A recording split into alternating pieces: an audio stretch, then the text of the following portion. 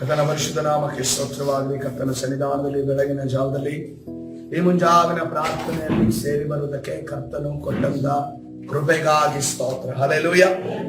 ಕರ್ತನ ಪರಿಶುದ್ಧ ನಾಮಕ್ಕೆ ಸ್ತೋತ್ರವಾಗಲಿ. ನಾವು ನಾಯಕತ್ವದ ವಿಚಾರವಾಗಿ ನಾವು ಧ್ಯಾನ ಮಾಡ್ತಾ ಇದ್ದೇವೆ. ನಾನು ನಂಬುತ್ತೇನೆ ನಮಗೆಲ್ಲರಿಗೂ ಇದು ಉಪಯೋಗವಾಗ್ತಾ ಇದೆ. ಇದು ಮುಂದಿನ ದಿನವನ್ನು ಈಗ ನಿಮಗೆ ಸಡನ್ ಆಗಿ ಅದನ್ನ ನಿಮ್ಮ ಆತ್ಮ ಪ್ರಾಣದಲ್ಲಿ ಡೆವಲಪ್ ಆಗೋದಕ್ಕೆ ಸಾಧ್ಯವಿಲ್ಲ ಅಂದ್ರೂ ಆ ಇಮಿಡಿಯೇಟ್ ಆಗಿ ಆ ಒಂದು ಎಸೆನ್ಸ್ ನ ಅಥವಾ ವಾಕ್ಯದ ಆಳವನ್ನ ರಸವನ್ನ ಇಡಿಸೋದಕ್ಕೆ ಸಾಧ್ಯವಾಗಲಿಲ್ಲ ಅನ್ನೋದ್ರೂ ಸಾಧ್ಯ ಮಾಡೋದಕ್ಕೆ ಪ್ರಯತ್ನಗಳು ನಿಮ್ಮ ಆತ್ಮ ಪ್ರಾಣ ಶರೀರ ನಡೀತಿದೆ ಅನ್ನೋದನ್ನ ನಾನು ನಂಬುತ್ತೇನೆ. ಹಲ್ಲೆಲೂಯಾ. ಯಾಕಂತಂದ್ರೆ ನಾವು ಈ ರೀತಿ ಇದ್ದರೆ ಮಾತ್ರವೇ ನಾವು ಸಕ್ಸಸ್ಫುಲ್ ಆಗೋದಕ್ಕೆ ಸಾಧ್ಯ. ಇಲ್ಲ ಅಂತಂದ್ರೆ ಮಿನುಗುವ ತಾರೆ ಅಂತ ಹೇಳ್ಕೊಂಡು ಹೇಳ್ತಾರೆ ನೋಡಿ. ಜಸ್ಟ್ ಅದು ಮಿನುಗುತ್ತೆ, ಆದ್ಮೇಲೆ ಬಿದ್ದೋಗುತ್ತೆ. ಅಂತ ಮಿನುಗಿದಂತ ತಾರೆಗಳು ತುಂಬಾ ಜನ ಇದ್ದಾರೆ ಆತ್ಮಿಕ ಲೋಕದಲ್ಲಿಯೂ, ಅದೇ ರೀತಿಯಲ್ಲಿ ಈ ಲೋಕದಲ್ಲಿಯೂ ಅಷ್ಟೇ. CJ ರಾಯ್ ಅಂತ ಅನ್ಕೊಂಡು ಒಬ್ರು ಈಸ್ ಅ ಲೀಡರ್ ಅಲ್ವಾ, ಅವರ ಒಂದು ಡಿಪಾರ್ಟ್ಮೆಂಟ್ ದೊಡ್ಡ ಲೀಡರ್, ಚೆನ್ನಾಗಿ ಸಂಪಾದನೆ ಮಾಡೋದು, ಎಲ್ಲ ಬಿಟ್ಟೋದ್ರು. ಕೆಲವು ದೊಡ್ಡ ದೊಡ್ಡ ವ್ಯಕ್ತಿಗಳು ಮರಣಗಳು ನಮಗೆ ಕನೆಕ್ಷನ್ ಇಲ್ಲ, ನಮ್ಮ ಸಂಬಂಧಿಕರಲ್ಲೂ ಕನೆಕ್ಷನ್ ಇಲ್ಲದ್ರು ಕೂಡ ಅದರಿಂದ ಪಾಠ ಕಲಿಯೋದು ತುಂಬಾ ಇದ್ದಾವೆ. ಆ ವ್ಯಕ್ತಿ ಸಂಪಾದನೆ ಮಾಡೋದನ್ನ ಬಿಟ್ಟು ಹೋದ, ಎಲ್ಲ ವ್ಯಕ್ತಿಗಳನ್ನ, ತನಗೆ ಸಂಬಂಧಪಟ್ಟಂತ ಎಲ್ಲ ವ್ಯಕ್ತಿಗಳನ್ನ ಬಿಟ್ಟು ಹೋದ. ಏನ್ ಮಾಡಿದ್ರು ಏನಂತೆ, ಆ ಅರ್ಧ ತನ್ನ ಆಯಸ್ಸನ್ನ ಪೂರ್ಣಗೊಳಿಸದೆ ಸಾಯೋದು ಅದು ವಿಪರ್ಯಾಸ ಮತ್ತು ದುರಂತ ಆಗಿದೆ. ಏನ್ ಸಂಪಾದನೆ ಮಾಡೋದು, ಏನ್ ಪ್ರಯೋಜನ? ಅದಕ್ಕೋಸ್ಕರ ನಾವು ಮಿಡಲ್ ಕ್ಲಾಸ್ ಫ್ಯಾಮಿಲಿ ಆಗಿರ್ಬೋದು ಅಥವಾ ಅದಕ್ಕಿಂತ ಕೆಳಗಡೆ ಆರ್ಥಿಕ ಪರಿಸ್ಥಿತಿಯಲ್ಲಿ ಒಂದನ್ನು ಅರ್ಥ ಮಾಡಿಕೊಳ್ಳೋದು, ಈ ಲೋಕ ಶ್ರೀಮಂತರು ಐಶ್ವರ್ಯತನ ಅಂತ ಅನ್ಕೊಂಡು ಅದರ ಹಿಂದೆ ಓಡ್ತಾ ಇದೆ. ದಿನವೂ ಕೂಡ ನಿದ್ದೆ ಇಲ್ಲದೆ ದೇಹಕ್ಕೆ ಹೆಚ್ಚಾದ ಶ್ರಮವನ್ನು ಕೊಟ್ಟು ಹೆಚ್ಚಾದ ಸಂಪಾದನೆಯನ್ನ ಮಾಡಿ ಮೋಸ, ದಗ, ಇನ್ನೊಬ್ಬರ ಮೇಲೆ ಒರೆಸೋದು ಎಲ್ಲವನ್ನ ಮಾಡಿ ಆ ಸಂಪಾದನೆಯನ್ನ ಮಾಡ್ತಾ ಇದೆ. ಅದರಿಂದ ಸಂಪಾದನೆ ಮಾಡಿದಂಥದ್ದು ಏನು? ನಾನು ಅದನ್ನು ಫಾಲೋ ಮಾಡಬೇಕಾ ಅಥವಾ ಅದರಿಂದ ಪಾಠ ಕಲಿಬೇಕಾ ಅನ್ನೋದನ್ನ ನಾವು ತಿಳಿದುಕೊಳ್ಬೇಕು. ಇಲ್ಲದೆ ಹೋದ್ರೆ ಇಂಥ ಪಾಠಗಳು ನಡೀತಾನೆ ಇರ್ತವೆ.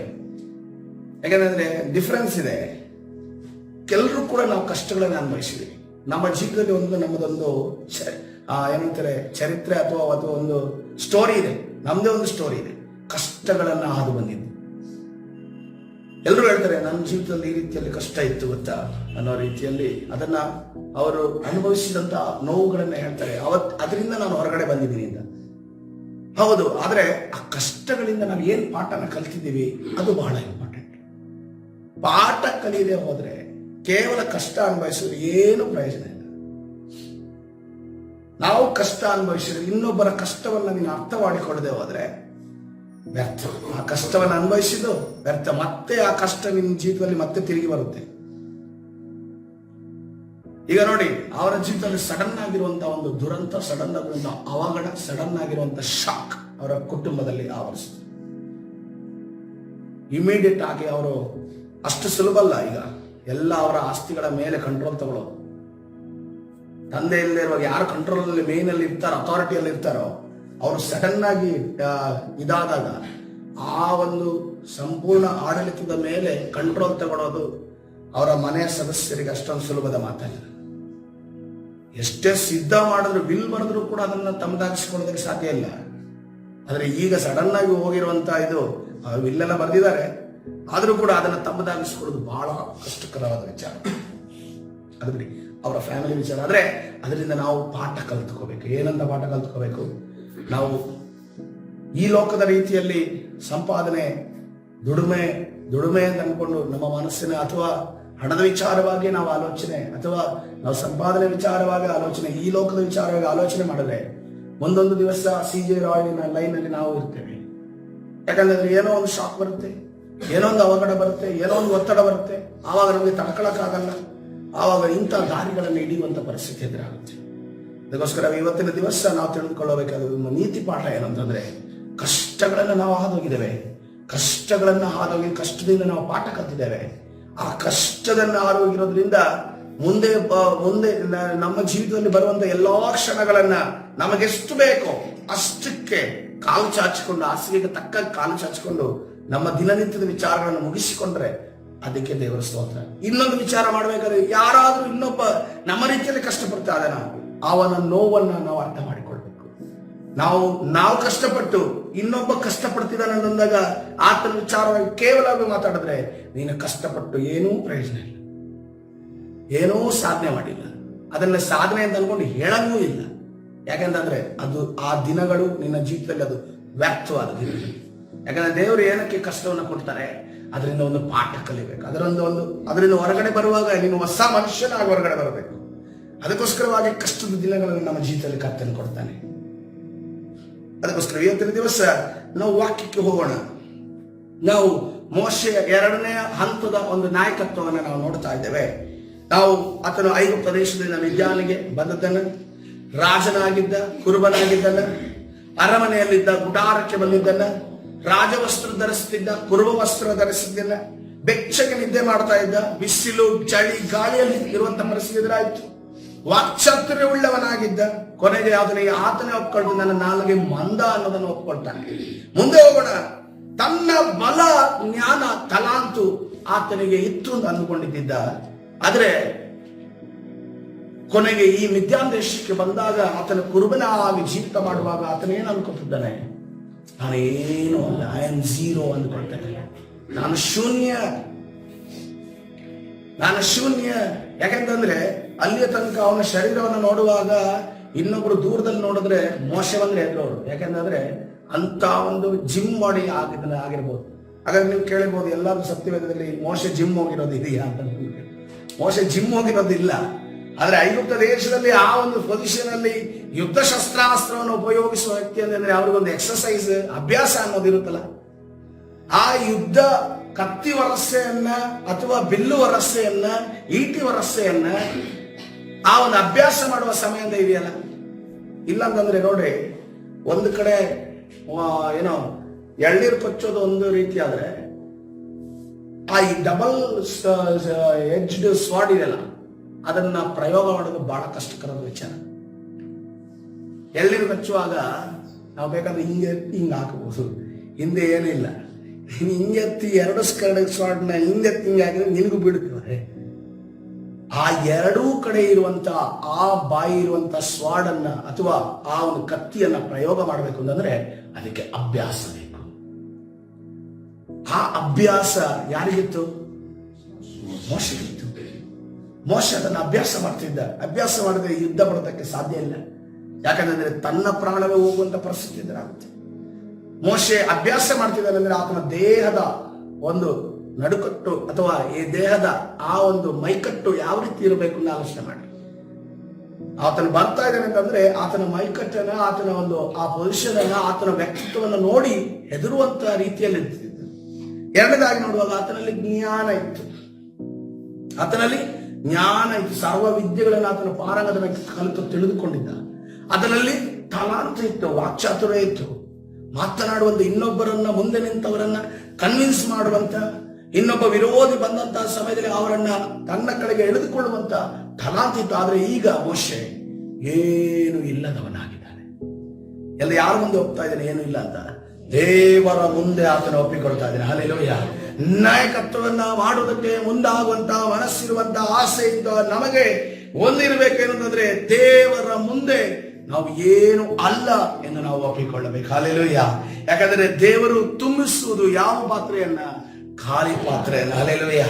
ಯಾರು ತುಂಬಿಸಿಕೊಂಡು ನನ್ನಲ್ಲೇನೋ ಇದೆ ಎಷ್ಟು ಮಟ್ಟಿಗೆ ನಾವು ತುಂಬಿರ್ತೇವೋ ಅಷ್ಟು ಮಟ್ಟಿಗೆ ಮಾತ್ರ ದೇವರು ತುಂಬುತ್ತಾರೆ, ಅಷ್ಟು ಮಾತ್ರ ಕಾರ್ಯ ಮಾತ್ರ ನಡೀತದೆ. ಆದ್ರೆ ಕರ್ತನ ಹೇಳ್ತಾ ಇದ್ದಾರೆ, ನೀನು ನನ್ನ ಮುಂದೆ ಮೋಶೆ ನೀನು ಶೂನ್ಯವಾಗಬೇಕು. ಹಲ್ಲೆಲೂಯಾ. ಯಾವಾಗ ಶೂನ್ಯವಾಗ್ತೀಯೋ ನಾನು ನಿನಗೆ ಪ್ರಕಟಗೊಳ್ಳುತ್ತೇನೆ ಅನ್ನೋ ರೀತಿಯಲ್ಲಿ ಆ ದಿನಮಾನದಲ್ಲಿ ಆ ಒಂದು ಸೀನಾ ಬೆಟ್ಟದಲ್ಲಿ, ಆ ಒಂದು ಮೋರೆ ಬೆಟ್ಟದಲ್ಲಿ ಆತನು ಪ್ರಕಟವಾದರಿಂದ ನಾವು ನೋಡ್ತಾ ಇದ್ದೇವೆ. ಹಲ್ಲೆಲೂಯಾ. ಕರ್ತನ ಪರಿಶುದ್ಧ ನಾಮಕ್ಕೆ ಸ್ತೋತ್ರವನ್ನು. ಮುಂದೆ ನೋಡುವಾಗ 2ನೇದಾಗಿ ಆತನು ದೇವ ಪ್ರಕಟಣೆ, ದೇವ ಸಂದರ್ಶನವನ್ನ ಎಲ್ಲಿ ಹೊಂದಿದನು? ಐಗುಪ್ತದಲ್ಲಿ ಹೊಂದಿದ್ದ. ಎಲ್ಲಿ ಹೊಂದಿದನು? ಮಿದ್ಯಾನ್ ದೇಶದಲ್ಲಿ ಹೊಂದಿದನು. ಹಲ್ಲೆಲೂಯಾ. ತಾನು ಯಾವಾಗ ಝೀರೋ ಆದ್ನೋ, ತಾನು ಯಾವಾಗ ಶೂನ್ಯವಾದ್ನೋ, ತಾನು ಯಾವಾಗ ಆತನು ಏನು ಅಲ್ಲ ಅಂತ ಅನ್ಕೊಂಡು ಒಪ್ಪಿಕೊಂಡು ಆವಾಗ ಆತನು ಮಿದ್ಯಾನ್ ದೇಶದಲ್ಲಿ ಆತನು ದೇವರ ಪ್ರಕಟಣೆಯನ್ನ, ದೇವರ ಸಂದರ್ಶನವನ್ನ ನೋಡ್ತಾ ಇದ್ದಾನೆ. ಹಲ್ಲೆಲೂಯಾ. ಯಾಕೆಂದ್ರೆ ನಮಗೆ ನಾಯಕನಾಗುವುದಕ್ಕೆ ದೇವರ ಪರ್ಸನಲ್ ಕನೆಕ್ಷನ್ ನಮಗೆ ಬಹಳ ಇಂಪಾರ್ಟೆಂಟ್. ನಾವು ಮನುಷ್ಯರ ಮಾತುಗಳನ್ನ ಕೇಳಿಕೊಂಡು ನಾವು ನಾಯಕತ್ವವನ್ನು ನಿಭಾಯಿಸೋದಕ್ಕೆ ಸಾಧ್ಯವಿಲ್ಲ. ಮೋಶೆ ನೋಡ್ರಿ, ತನ್ನ ನಾಯಕತ್ವದ ಎಲ್ಲಾ ಕ್ಷಣಗಳಲ್ಲಿ ಅದನ್ನೆಲ್ಲ ಹೋಗ್ತಾ ಇದೆ, ಏನೇ ಕೇಳೋದಕ್ಕೂ ಗುಡಾರದ ಬಳಿಗೆ ಹೋಗ್ತಾ ಇದ್ದ, ಗುಡಾರದ ಒಳಗಡೆ ಹೋಗ್ತಾ ಇದ್ದ, ಎಲ್ಲವನ್ನ ದೇವರ ಬಳಿ ಕೇಳ್ತಾ ಇದ್ದ, ಎಲ್ಲ ಡಿಸಿಷನ್ ದೇವರ ಬಳಿ ಕೇಳ್ತಾ. ಏನೇ ಆದ್ರೂ ಕೂಡ ದೇವರು ಕೂಡ ಅಷ್ಟೇ ಆ ಕ್ಷಣದಲ್ಲಿ ಆತ್ಮನ ದೇವ ಪ್ರಸನ್ನತೆ ಮೇಘದ ರೀತಿಯಲ್ಲಿ ಆ ಗುಡಾರವನ್ನು ತುಂಬಿಕೊಳ್ತಾ ಇತ್ತು. ಅದರ ಏನೇ ಇದ್ದುದನ್ನು ಕೂಡ ಆ ಗುಡಾರದ ಬಳಿ ಬಂದು ಕರ್ತರು ಯಾರಿಗೆ ಹೇಳ್ತಾ ಇದ್ದ? ಮೋಶೆಗೆ ಹೇಳ್ತಾ ಇದ್ದ. ಅದಕ್ಕೋಸ್ಕರವಾಗಿ ದೇವ ಪ್ರಕಟಣೆ ಯಾವ ಸಮಯದಲ್ಲಿ ಒಂದು ಕೂಡ ಅಹಂಕಾರವನ್ನು ತುಂಬಿಕೊಂಡು, ಅಧಿಕಾರವನ್ನು ತುಂಬಿಕೊಂಡು, ತನ್ನಲ್ಲಿರುವಂತಹ ಎಲ್ಲ ತಲಾಂತು, ತನ್ನ ಜ್ಞಾನ, ತನ್ನ ಸ್ವಜ್ಞಾನ, ಸ್ವಚಿತ್ತ, ಸ್ವಬುದ್ಧಿಯನ್ನು ಆಧಾರ ಮಾಡಿಕೊಂಡಿದ್ದಾಗ ಸಿಕ್ತ, ಅಥವಾ ದೇವರೇ ನೀನೇ ಎಲ್ಲ ಅಂದ್ಕೊಂಡು ಶೂನ್ಯವಾಗಿ ನಿಂತಾಗ ಸಿಕ್ತು? ಶೂನ್ಯವಾಗಿ ನಿಂತಾಗ ಸಿಕ್ತು ಪ್ರಿಯರೇ. ಹಲ್ಲೆಲೂಯಾ. ನಮಗೂ ಕೂಡ ಕರ್ತನ ಅದನ್ನೇ ಹೇಳ್ತಾ ಇದ್ದೇನೆ. ನಾವು ಯಾವಾಗ ಕರ್ತನ ಮುಂದೆ ಶೂನ್ಯವಾಗಿ, ಕರ್ತನೆ ನೀನೇ ಎಲ್ಲ, ನೀನೇ ಕರ್ತನೆ, ನೀನು ಮಾಡು ಅಂತ ಅನ್ಕೊಂಡು ಯಾವಾಗ ನಾವು ನಿಲ್ಲುತ್ತೇವೋ ಕರ್ತನ ಎತ್ತಿ ಉಪಯೋಗಿಸುವುದಕ್ಕೆ ಪ್ರಾರಂಭಿಸುತ್ತಾನೆ. ಹಲ್ಲೆಲೂಯಾ. ಕರ್ತನ ಪರಿಶುದ್ಧ ನಾಮಕ್ಕೆ ಸ್ತೋತ್ರವಾಗಲಿ. ಈಗ ಈ ಒಂದು ವಿಚಾರ ಬಹಳ ಪ್ರಾಮುಖ್ಯವುಳ್ಳ ವಿಚಾರ. ನಾವು ನೋಡಿದ್ವಿ, ಆತನು ಐಗುಪ್ತ ದೇಶದವನು ಇಸ್ರೇಲನಿಗೆ ತೊಂದರೆ ಸಮಸ್ಯೆಯನ್ನು ಕೊಟ್ಟಾಗ ನೇರವಾಗಿ ಬರ್ತಾನೆ, ಆತನನ್ನ ಹೊಡಿತಾನೆ. ಹೊಡೆದ ನಂತರ ಅವರನ್ನ ಮರಳಿನ ಒಳಗಡೆ ಆತನನ್ನು ಶವನ ಹೂತಾಕೋದು ಕೊಲೆ ಆಗೋದಕ್ಕಿಂತ ಮುಂಚೆ ಅವನನ್ನು ಒಳಗಡೆ ಏನ್ ಬಂತು? ಸಿಟ್ಟು, ಕೋಪ. ಏನ್ ಬಂತು? ಕೋಪ. ಯಾಕಂದ್ರೆ ನ್ಯಾಯವಾದದೆ, ಆತನ ದಿನಮಾನಗಳಲ್ಲಿ ನ್ಯಾಯವಾಗಿದೆ. ಯಾಕಂತಂದ್ರೆ ರಾಜ್ಯಕ್ಕೋಸ್ಕರ ತನ್ನ ಒಂದು ವಿಚಾರವನ್ನು ಗಮನಹರಿಸಿಕೊಳ್ಳದೆ ಮನುಷ್ಯರು ಯುದ್ಧ ಮಾಡ್ತಾದ್ರೆ ಕರ್ತನ ದೃಷ್ಟಿಯಲ್ಲಿ ಅದು ಸರಿ ಇರಲಿಲ್ಲ.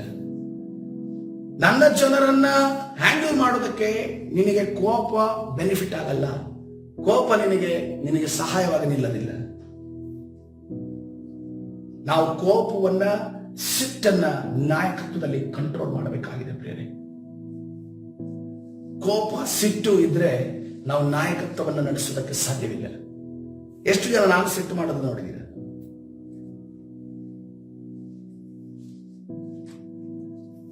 ನ್ಯಾಯವಾಗಿ ಸಿಟ್ಟು ಮಾಡೋದನ್ನ, ಅನ್ಯಾಯವಾಗಿ ಸಿಟ್ಟು ಮಾಡೋದನ್ನ? ನ್ಯಾಯವಾಗಿ ಕೂಡ ಮಾಡಬಾರ್ದು ಅಂತ ಅನ್ಕೊಂಡು ಕರ್ತನ ವಾಕ್ಯ ಹೇಳ್ತೀನಿ. ಯಾಕೆ ನಾನು ಕೇಳಿದೆ ಅಂತಂದ್ರೆ, ನನ್ನ ಸಾಕ್ಷಿ ಎಷ್ಟು ಮಟ್ಟಿಗಿದೆ ಅಂತ ಅನ್ಕೊಂಡು ತಿಳ್ಕೊಳಕ್ಕೆ. ಯಾಕಂದ್ರೆ ನನ್ನನ್ನು ನಾನು ಸರಿ ಮಾಡ್ಕೋಬೇಕಲ್ಲ, ನನ್ನನ್ನು ಕರ್ತನ ಮುಂದೆ ನಾನು ತಗ್ಗಿಸ್ಕೊಳ್ಬೇಕಲ್ಲ. ಅದು ಕೂಡ ಪ್ರದರ್ಶನವಾಗಿದೆ. ನಾವು ಯಾವಾಗ ನಮ್ಮನ್ನ ನಾವು ಸಿಟ್ಟು, ಕೋಪ, ಕ್ರೋಧ ಇಲ್ಲದೆ ಅದನ್ನು ತ್ಯಜಿಸಿದವರಾಗಿ ನಾವು. ಯಾಕೆಂದ್ರೆ ನೋಡ್ರಿ, ಈ ಮಿದ್ಯಾನ್ ದೇಶದ ಇವನಿಗೆ ಕೋಪವನ್ನು ತ್ಯಜಿಸುವ ಒಂದು ಟ್ರೈನಿಂಗ್ ಆಯ್ತು. ಯಾರಿಗೆ? ಮೋಶೆ. ಯಾಕೆಂತಂದ್ರೆ ದೇವರು ಹೇಳ್ತಾರೆ, ಆ ಮೋಶೆ ಭೂಮಿಯ ಮೇಲಿರುವ ಎಲ್ಲಾ ಮನುಷ್ಯರಿಗಿಂತಲೂ ಏನಾಗಿದ್ದಾನೆ? ಬಹು ಸಾತ್ವಿಕನು. ಹಲ್ಲೆಲೂಯಾ. ಎಂತ ಸಾಕ್ಷಿಯನ್ನ ಅಲ್ಲಿ ಬರೆಯಲ್ಪಟ್ಟಿದೆ ಅಂತಂದ್ರೆ, ದೇವರ ಆತ್ಮ ಪ್ರೇರೇಪಣೆ ಉಳ್ಳವಾಗಿ ಬರೆದಿರುವಂತ ವಾಕ್ಯ ನೋಡುವಾಗ ಎಲ್ಲಾ ಮನುಷ್ಯರಿಗಿಂತ ಬಹು ಸಾತ್ವಿಕನು. ಅವನಿಗೆ ಕೋಪ ಬಂದಿದ್ದು ನೋಡೇ ಇಲ್ಲ. ಬೇರೆ ಎಲ್ಲಾ ಮನುಷ್ಯರಿಗೆ ಕೋಪ ಬರ್ತಾ ಇತ್ತು, ಸಿಟ್ಟು ಮಾಡ್ತಾ ಇದ್ರು, ವಿರೋಧವಾಗಿ ಮಾತಾಡ್ತಿದ್ರು. ಆದ್ರೆ ಈ ವ್ಯಕ್ತಿ ಇದನ್ನು ಕೋಪ ಮಾಡೇ ಇಲ್ಲ. ಎಲ್ಲಾ ಮನುಷ್ಯರಿಗಿಂತಲೂ ಬಹು ಸಾತ್ವಿಕನು ಅನ್ನೋದನ್ನ ಇಲ್ಲಿ ಕರ್ತನು ಅಲ್ಲಿ ದೇವರಾತ್ಮ ಪ್ರೇರೇಪಣೆ ಆಗಿ ಅಲ್ಲಿ ಬರೆಸಿದ್ದಾನೆ. ಹಲ್ಲೆಲೂಯಾ. ಹಾಗಾದ್ರೆ ಆತನಿಗೆ ಕೋಪವನ್ನ ದೂರ ಇಡೋದಕ್ಕೆ ಟ್ರೈನಿಂಗ್ ಎಲ್ಲಿ ನಡೆಯಿತು? ಮಿದ್ಯಾನ್ ದೇಶದಲ್ಲಿ ನಡೆಯಿತು ಪ್ರಿಯರೇ. ಹಲ್ಲೆಲೂಯಾ. ಆ ಕೋಪ ಹೋಗಿದ್ದು ಅರಣ್ಯದಲ್ಲ. ಆ ಕೋಪ ಹೋಗಿದ್ದು ಸೀನಾ ಕೆಂಪು ಸಮುದ್ರದ ಮುಂದೆ ಬಂದ್ರಲ್ಲ ಆ ಸಮಯದಲ್ಲ. ಆ ಕೋಪ ಹೋಗಿದ್ದು ಸಮುದ್ರವನ್ನು ಇಬ್ಬಾಗ ಹೋಗಿ ನಡೆದ್ರಲ್ಲ ಆ ಸಮಯದಲ್ಲ. ಕೋಪ ಹೋಗಿದ್ದು ಈ ಇಸ್ರಾಯೇಲ್ಯರೆಲ್ಲರೂ ಕೇಳಿದ್ರಲ್ಲ ನೀರು, ಮಾಂಸ, ಆ ಸಮಯದಲ್ಲ. ಮಿದ್ಯಾನ್ ದೇಶದಲ್ಲಿ ಆತನಿಗೆ ಒಂದು ಟ್ರೈನಿಂಗ್ ಆಗುತ್ತೆ. ಆ ಕೋಪವನ್ನು ಆತನು ತ್ಯಜಿಸಿದ. ಹಲ್ಲೆಲೂಯಾ. ಅಂತ ಕೋಪಿಷ್ಟ ಮೋಶೆ ಆ ಕೋಪವನ್ನ ಬಿಟ್ಟು ದೇವರ ಕಡೆ ತಿರುಗುವಾಗ ಸಂಪೂರ್ಣವಾಗಿ ಸಾತ್ವಿಕನಾಗಿ ಮಾರ್ಪಡ್ತಾನೆ. ಈ ಆಂಪ್ಲಿಫೈಡ್ ವರ್ಷನ್ ಅಲ್ಲಿ ಈತನು ಸಾತ್ವಿಕನು ಅನ್ನೋದಕ್ಕೆ 3 ವರ್ಡ್ಗಳನ್ನು ಕೊಡಲ್ಪಟ್ಟಿವೆ.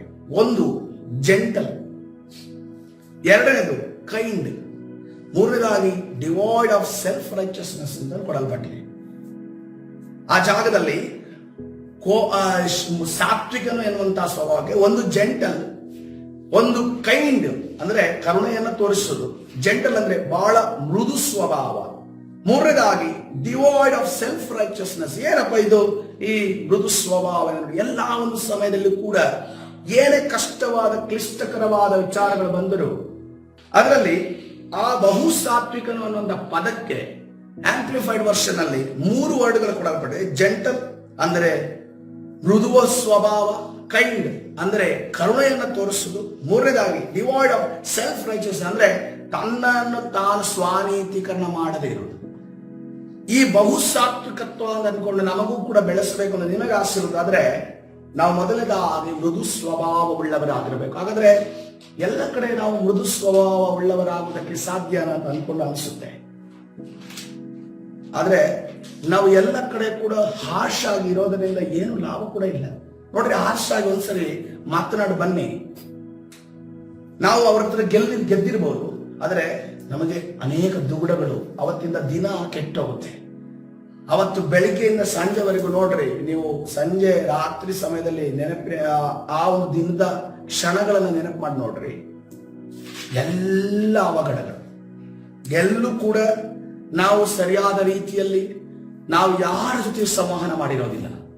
ಎಲ್ಲ ಕೂಡ ಸಿಟ್ಟು ನಮಗೆ, ನಮ್ಮ ಮನೆಯವರ ಜೊತೆನೂ ಸಿಟ್ಟು, ನಮ್ಮ ಸಹೋದರರ ಜೊತೆನೇ ಸಿಟ್ಟು, ನಮ್ಮ ಮಕ್ಕಳ ಜೊತೆನೇ ಸಿಟ್ಟು, ನಮ್ಮ ಗಂಡ ಹೆಂಡತಿಯವರಿಗೆ ಸಿಟ್ಟು. ಸೊ ಅದಕ್ಕೋಸ್ಕರವಾಗಿ ಇಷ್ಟೆಲ್ಲ ಆಗೋದಕ್ಕಿಂತ ನಾವು ಇದನ್ನು ದೂರ ಇಟ್ಟರೆ ಬಹಳ ಒಳ್ಳೇದಲ್ವ? ಆದ್ರೆ ದೂರ ಇಡೋದು ಅಷ್ಟು ಸುಲಭ ಅಲ್ಲ, ಅದು ದೇವರ ಆತ್ಮನಿಂದ ಮಾತ್ರವೇ ಸಾಧ್ಯ. ಹಲ್ಲೆಲೂಯಾ. ಈ ಒಂದು ಬಲಹೀನತೆ ನಮ್ಮಲ್ಲಿ ಇರುವುದಾದ್ರೆ ಇವತ್ತಿನ ದಿವಸ ಕರ್ತನ ಸನ್ನಿಧಾನದಲ್ಲಿ ನಾವು ಮೊಣಕಾಲೂರಿ ಕರ್ತನೆ ಇದರಿಂದ ನನಗೆ ಬಿಡುಗಡೆಯನ್ನ ಕೊಡುವೆಂದು ಕೇಳೋದಾದ್ರೆ ಕರ್ತನು ಖಂಡಿತವಾಗಿ ಕೊಡುವಾತನಾಗಿದೆ. ಹಲ್ಲೆಲೂಯಾ. ಯಾಕಂದ್ರೆ ಮೋಶೆಯ ಬಹುಸಾತ್ವಿಕತ್ವ, ಆತನ ವಿರುದ್ಧವಾಗಿ ತನ್ನ ಸಹೋದರ ಮಾತನಾಡಿದಗಳು ಕೂಡ ಅದರ ಒಂದು ಮಾತು ಹೇಳಿಲ್ಲ ಪ್ರೇರೆ.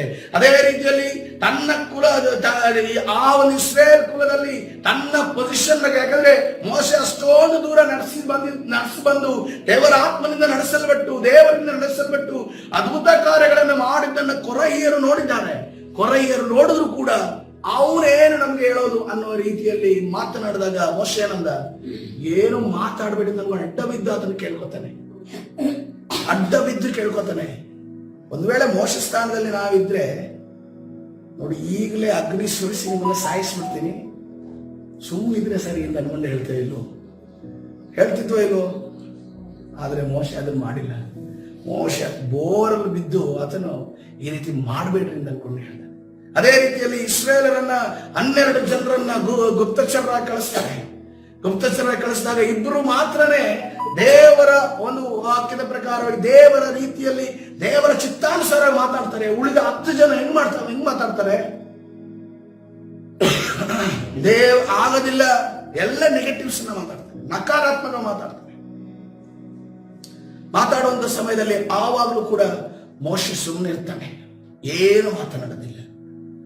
ಹಿರಿಯನು ವಯಸ್ಸಿನಲ್ಲಿ ಎಕ್ಸ್ಪೀರಿಯನ್ಸ್ ಅಲ್ಲಿ ಅನೇಕ ಅದ್ಭುತ ಕಾರ್ಯಗಳನ್ನು ಮಾಡಿದಂತ ಮೋಶೆ ಸುಮ್ಮನಿದ್ದು ಬಹುಸಾತ್ವಿಕನಾಗಿ ನಡೆದುಕೊಳ್ತಾನೆ, ಮೃದುವಾಗಿ ನಡೆದುಕೊಳ್ತಾನೆ. ಕೈಂಡ್ ಅನ್ನು ನೋಡುವಾಗ ಇನ್ನೊಬ್ಬರ ಮೇಲೆ ಕರುಣೆಯನ್ನು ತೋರಿಸೋದು.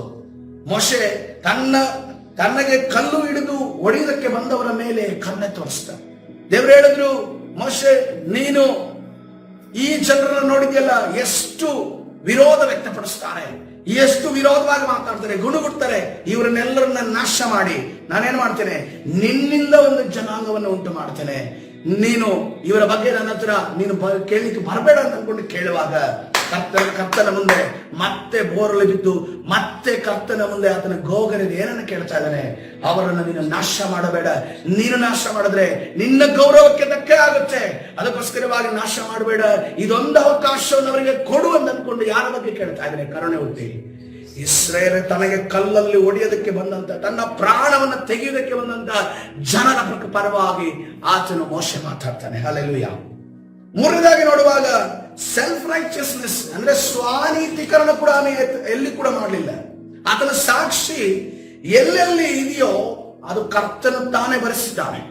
ಅದನ್ನೆಲ್ಲಿ ಕೂಡ ತನ್ನ ಬಗ್ಗೆ ಮಿರಿಯಾಮಳಿಗಾಗ್ಲಿ ಆರೋನಿಗಾಗ್ಲಿ ಅಥವಾ ಇಸ್ರೇಲ್ ಜನರಿಗಾಗಲಿ ಎಲ್ಲೂ ಕೂಡ ನಾನು ಹಿಂಗಿಂಗ್ ಮಾಡಿದೆ ನನ್ನ ಬಗ್ಗೆ ನೀನು ಮಾತಾಡ್ತೀರಾ ಅಂತ ಅನ್ಕೊಂಡು ಅನ್ನುವ ರೀತಿಯಲ್ಲಿ ಆತನು ಹೇಳಿಲ್ಲ.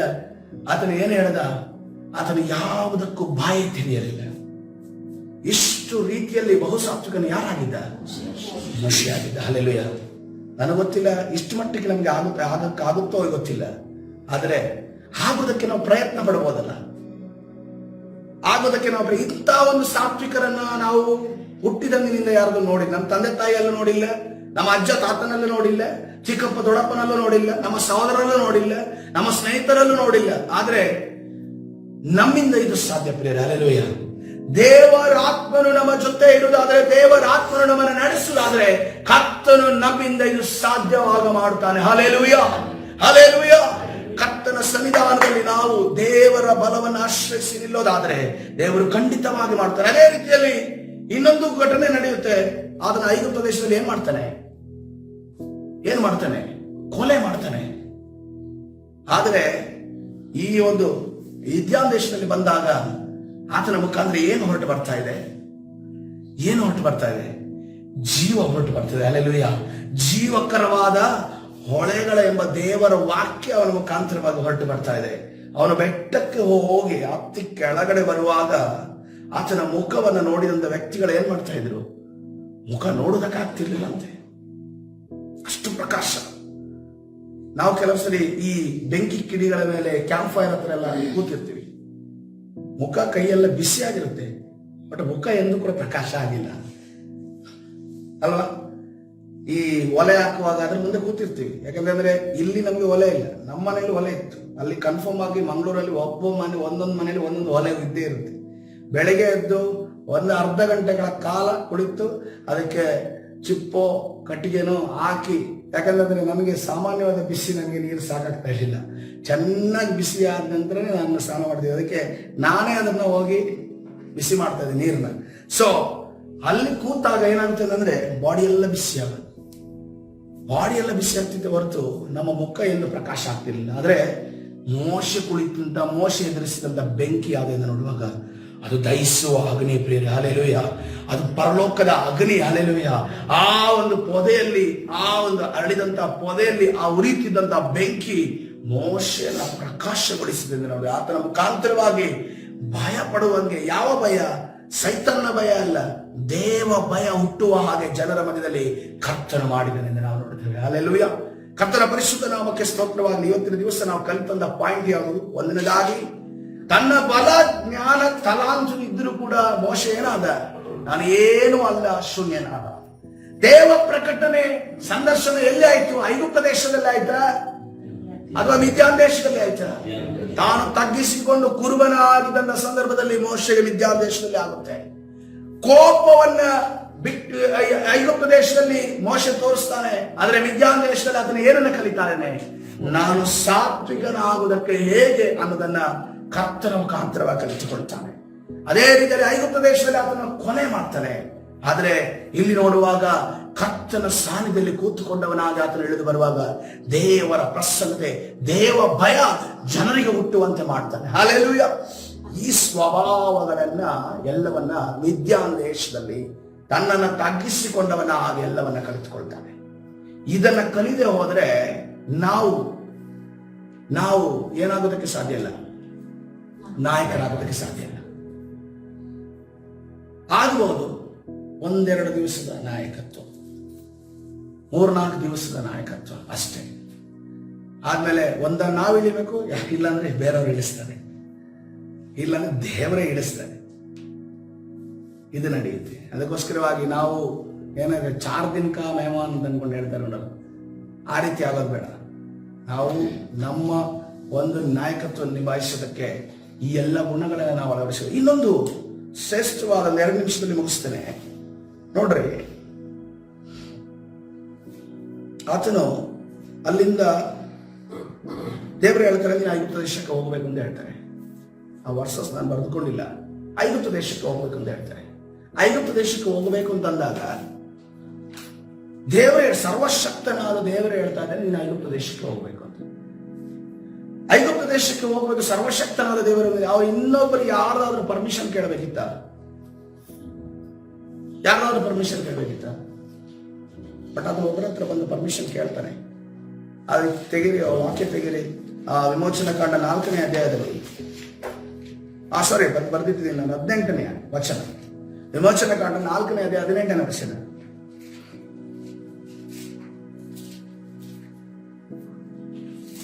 ಆಮೇಲೆ ಮೋಶೆ ತನ್ನ ಮಾವನಾದ ಇತ್ರೋನನ ಬಳಿಗೆ ಹಿಂತಿರುಗಿ ಬಂದು, ಅಪ್ಪಣೆ ಆದರೆ ನಾನು ಐಗುಪ್ತ ದೇಶದಲ್ಲಿರುವ ಸ್ವಜನರ ಬಳಿಗೆ ತಿರುಗಿ ಹೋಗಿ ಅವರು ಜೀವದಿಂದಿದ್ದಾರೋ ಏನೋ ನೋಡುವೆನು ಎಂಬುದಾಗಿ ಅವನಿಗೆ ಹೇಳಲು ಇತ್ರೋನನು ನೀನು ಹೋಗಿ ಬರಬಹುದು ಅಂದನು. ಹಲ್ಲೆಲೂಯಾ. ಮೋಶೆ ಯಾರನ್ನ ನೋಡಿ ಬಂದಿದ್ದಾನೆ? ಈಗ ಸರ್ವಶಕ್ತನಾದ ದೇವರನ್ನು ನೋಡಿ ಬಂದಿದ್ದಾನೆ. ಭೂಮಿ ಆಕಾಶವನ್ನು ಉಂಟು ಮಾಡಿದ ದೇವರನ್ನು ನೋಡಿ ಬಂದಿದ್ದಾನೆ. ನೋಡಿ ಬಂದು ಅವನ ಸ್ವಭಾವ ಯಾವ ರೀತಿ ಇರಬೇಕಿತ್ತು? ಇವನೇನ್ ಮಾವ ನನ್ಗೆ ಸಂಬಳ ಹಾಕೋದು, ಇವನೇನ್ ಮಾವ ನನ್ಗೆ ಊಟ ಹಾಕೋದು, ಇವನ್ ಕುರಿ ನಾನು ಇನ್ನು ಮುಂದೆ ನಾನು ಸಾಕೋದು. ನನಗೆ ದೇವರು ಎಲ್ಲಿಗೆ ಹೋಗಿ ಕೇಳಿದ್ದಾರೆ? ಐಗುಪ್ತಕ್ಕೆ ಹೋಗಿ ಕೇಳಿದ್ದಾರೆ. ಕೆಲವರು ಸೇವೆಗೆ ಹೋದವರು ಹಂಗೇನೆ, ಯಾರೋ ಕರೆಯುವಿಕೆ ಇರುತ್ತೆ ಸಭೆ ಒಳಗಡೆ, ಇಲ್ಲ ಅಂತಲ್ಲ. ದೇವರಲ್ಲಿ ತಗ್ಗಿಸಿಕೊಂಡವರಾಗಿ ದೇವರ ಮುಂದೆ ಸೇವೆ ಮಾಡ್ತೀನಿ ಅಂತ ಅನ್ಕೊಂಡು ಅವ್ರಿಗೆ ಕರೆಯುವಿಕೆ ಖಂಡಿತ ಇರುತ್ತೆ. ಎಲ್ಲೋ ಅವರು ಹೋಗ್ತಾರೆ, ಅವರಿಗೆ ನಿಜವಾದ ಪ್ರವಾದನೆ ಸಿಕ್ತು, ನಿನಗೆ ಸೇವೆ ಇದೆ ಅಂತ ಅನ್ಕೊಂಡು ಸಿಕ್ತು ಅಂತ ತಿಳ್ಕೊಳ್ಳಿ. ನೆಕ್ಸ್ಟ್ ಭಾನುವಾರ ಸಭೆಗೆ ಬರ್ತಾರೆ. ಸಭೆಗೆ ಬಂದು ಅವರ ಪಾಸ್ಟರ್ ಮುಂದೆ ಯಾವ ರೀತಿ ಇರ್ತಾರೆ ಅಂತಂದ್ರೆ, ಇವರೇ ನನ್ಗೆ ಹೇಳೋದು, ನನ್ಗೆ ದೇವ್ರ ಸೇವೆ ಕರೆದಿದ್ದಾರೆ, ನನ್ಗೆ ಎಲ್ಲಿ ತೆಲುಗು ದೇಶಕ್ಕೆ, ಆಂಧ್ರ ದೇಶಕ್ಕೆ ಹೋಗಕ್ಕೆ ಹೇಳಿದ್ದಾರೆ, ಅಥವಾ ತಮಿಳ್ನಾಡಿಗೆ ಹೋಗಕ್ಕೆ ಹೇಳಿದ್ದಾರೆ, ಕೇರಳಕ್ಕೆ ಹೋಗಕ್ಕೆ ಹೇಳಿದ್ದಾರೆ. ಇವ್ರೇನ್ ನನ್ಗೆ ಹೇಳೋದು? ಇವ್ರಿಗೇನ್ ಗೊತ್ತು? ಇವರಿಗೆ ದೇವ್ರು ನನ್ನ ಜೊತೆ ಮಾತಾಡಿದ್ದಾರೆ.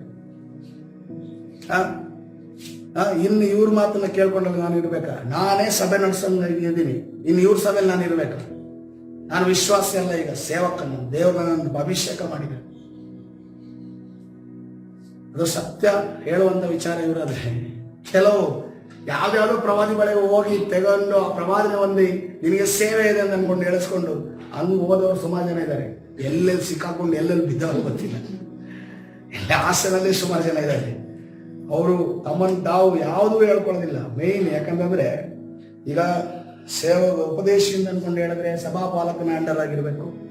ಇಲ್ಲ ಅಂತಂದ್ರೆ ಆತನು ಸಭಾಪಾಲಕ ಅಂತಂದ್ರೆ ಅವನ ಅಪೋಸ್ತಲನ ಕೆಳಗಡೆ ಇರಬೇಕು. ಪ್ರವಾದಿ ಅಂದ್ರೆ ಅವನು ಅಪೋಸ್ತಲನ ಕೆಳಗಡೆ ಇರಬೇಕು.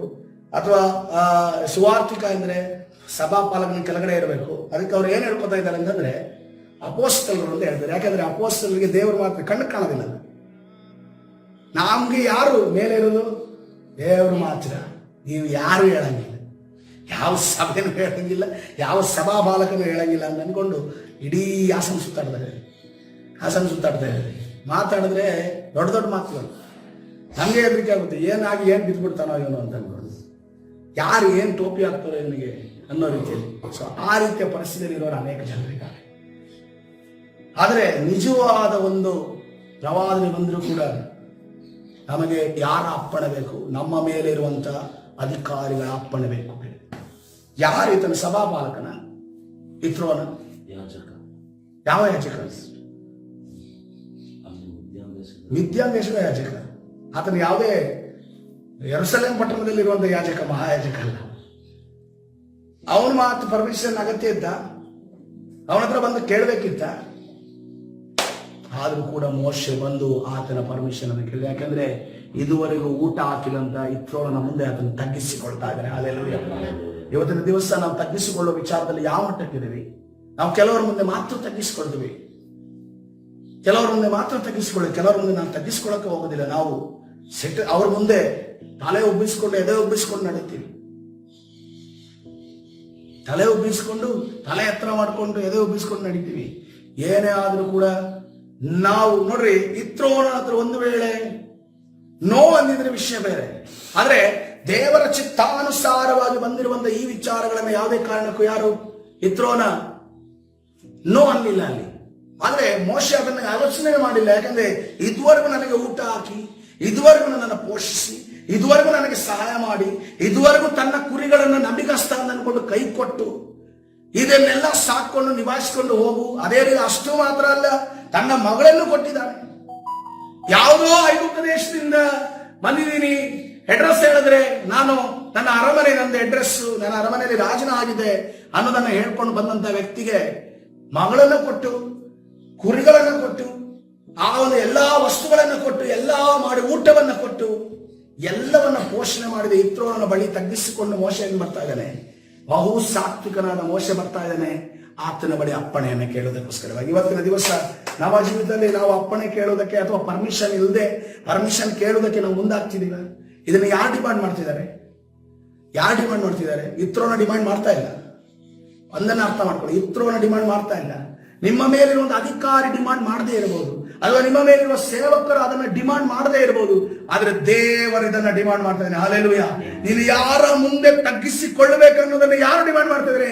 ಸರ್ವ ಲೋಕದ ಒಡೆಯನಾದ ಭೂಮಿ ಆಕಾಶವನ್ನ ವನನೆಲವನ್ನ ಉಂಟು ಮಾಡಿರುವ ಸಮುದ್ರವನ್ನ ಉಂಟು ಮಾಡಿರುವ ದೇವರು ನಿನ್ನಿಂದ ನಿರೀಕ್ಷೆ ಮಾಡ್ತಾ ಇದ್ದಾನೆ. ಏನು ಅಂತಂದ್ರೆ ನೀನು ತಗ್ಗಿಸಿಕೊಳ್ಳಬೇಕೆಂದು. ಹಲ್ಲೆಲೂಯಾ. ನೀನು ಪರ್ಮಿಷನ್ ಇದ್ದೇ ಎಲ್ಲವನ್ನ ಮಾಡಬೇಕೆಂದು ಕರ್ತನು ಬಯಸ್ತಾ ಇದ್ದಾನೆ. ಕರ್ತನ ಸನ್ನಿಧಾನ ಈ ಸಮಯದಲ್ಲಿ ನಮ್ಮನ್ನು ನಾವು ಕರ್ತನ ಕರಗಳಿಗೆ ಒಪ್ಪಿಸೋಣ. ಪ್ರಿಯರೇ, ಮೋಶೆಯ ಜೀವಿತದ ಮುಖಾಂತರವಾಗಿ ನಾವು ಅನೇಕ ಪಾಠಗಳನ್ನು ಕಲಿತಾ ಇದ್ದೇವೆ. ಮೋಶೆ ಎಷ್ಟು ತಗ್ಗಿಸಿಕೊಂಡ ಅಂತಂದ್ರೆ, ಆ ತಗ್ಗಿಸಿಕೊಳ್ಳುವಂತಹ ಸ್ವಭಾವ ನಮ್ಮಲ್ಲಿ ಬರೋದಾದ್ರೆ ಕರ್ತನು ದೊಡ್ಡ ಕಾರ್ಯವನ್ನು ನಮ್ಮ ಜೀವಿತದಲ್ಲಿ ಮಾಡುವಾತನಾಗಿದ್ದಾನೆ. ಹಲ್ಲೆಲೂಯಾ. ಈ ಸಮಯದಲ್ಲಿ ನಮ್ಮನ್ನು ನಾವು ಸಮರ್ಪಿಸಿಕೊಳ್ಳೋಣ.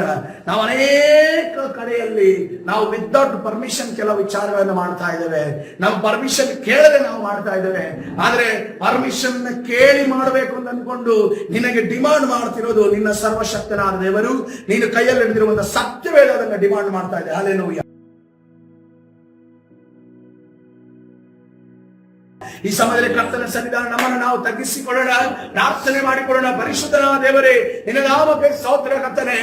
ಇವತ್ತಿನ ದಿವಸ ಕರ್ತನೆ, ನಿನ್ನ ಸನ್ನಿಧಾನದಲ್ಲಿ ಮೋಶೆಯಲ್ಲಿ ಇದ್ದಂತ ಕರ್ತನೆ ಮಾರ್ಪಾಟು, ಮೋಶೆಯಲ್ಲಿ ಆದಂತ ಮಾರ್ಪಾಟು ವಿಚಾರವಾಗಿ ನಾವು ಕಲಿತಿದ್ದೇವೆ. ಸಪ ಜ್ಞಾನ ಬಲ ಕರ್ತನೆ ರಾಜ ಕರ್ತನೆ ಡಿಪೆಂಡ್ ಆಗಿದ್ದಂತ ಮೋಶೆ ಸ್ವಾಮಿ ಈಗ ಏನು ಇಲ್ಲ ಅಂತ ಒಪ್ಪಿದ ರೀತಿಯಲ್ಲಿ ಕರ್ತನೆ ಕೋಪವಿದ್ದಂತ ಮೋಶೆ ಕರ್ತನೆ ಎಲ್ಲಾ ಕೋಪವನ್ನು ಬಿಟ್ಟು ತ್ಯಜಿಸಿದವನಾಗಿ, ಅದೇ ರೀತಿಯಲ್ಲಿ ಸ್ವಾಮಿ ಪರಿಶುದ್ಧನಾದ ದೇವರೇ ಕರ್ತನೆ ರಾಜ ಬಹು ಸಾತ್ವಿಕನಾಗಿ ಕರ್ತನೆ ಮೋಶೆ ನಿಂತಿರುವುದನ್ನು ನಾವು ನೋಡ್ತೇವೆ. ಕೊಲೆಯನ್ನ ಮಾಡಿದಂತ ಮೋಶೆ ಜೀವವನ್ನ ಕೊಡುವವನಾಗಿ ನಿಂತಿರುವುದನ್ನ, ಅದೇ ರೀತಿಯಲ್ಲಿ ತನ್ನ ಮಾವನ ಮುಂದೆ ತಗ್ಗಿಸಿಕೊಳ್ಳುವಂತ ಅವಶ್ಯಕತೆ ಇಲ್ಲದೇ ಇದ್ರು ಕರ್ತನೆ ನಿನ್ನ ಚಿತ್ತವನ್ನ ನೆರವೇರಿಸುವುದಕ್ಕೋಸ್ಕರವಾಗಿ ತಾನು ಬಹು ಸಾತ್ವಿಕನೆಂದು ನಿನ್ನ ಮುಂದೆ ಅನ್ನಿಸಿಕೊಳ್ಳುವುದಕ್ಕೋಸ್ಕರವಾಗಿ ಆತ ತನ್ನ ಮಾವನ ಮುಂದೆ ಕರ್ತನೆ ತಗ್ಗಿಸಿಕೊಂಡನೆಂದು ನಾವು ನೋಡ್ತೇವೆ. ಇವತ್ತಿನ ದಿವಸ ಕರ್ತನೆ ಈ ಮೋಶೆ ಎಲ್ಲಾ ಸ್ವಭಾವಗಳನ್ನ ನಾವು ಧರಿಸಿಕೊಳ್ಳುವ ಕಾರ್ಯ ಮಾಡು. ವಿರೋಧವಾಗಿ ಕರ್ತನೆ ಈ ಸ್ವಭಾವಗಳನ್ನ ಧರಿಸಿಕೊಳ್ಳದಾಗೆ ನಮ್ಮನ್ನ ಕರ್ತನೆ ಸೈತಾನನ ಎಲ್ಲಾ ವಿಚಾರಗಳಿಗೆ ಎಳೆಯುವಂತ ಎಲ್ಲಾ ಸೈತಾನನ ಕಾರ್ಯಗಳನ್ನ ನಜರೇತಿನ ಯೇಸುವಿನ ನಾಮದಲ್ಲಿ ಬಂಧಿಸಿ ಮುರಿದಾಗ್ತಾ ಬಿಡುಗಡೆ ಉಂಟು ಮಾಡಿ ನೀನು ಧಾರೆ ನಡೆಸು. ಕರ್ತನಾದ ಯೇಸು ಸ್ವಾಮಿ ಸಭೆ ಪ್ರಾರ್ಥನೆ ಹೊಂದಿಕೊಳ್ತೇನೆ ಜೀವವುಳ್ಳ ತಂದೆ. ಆಮೇನ್. ಹಲ್ಲೆಲೂಯಾ.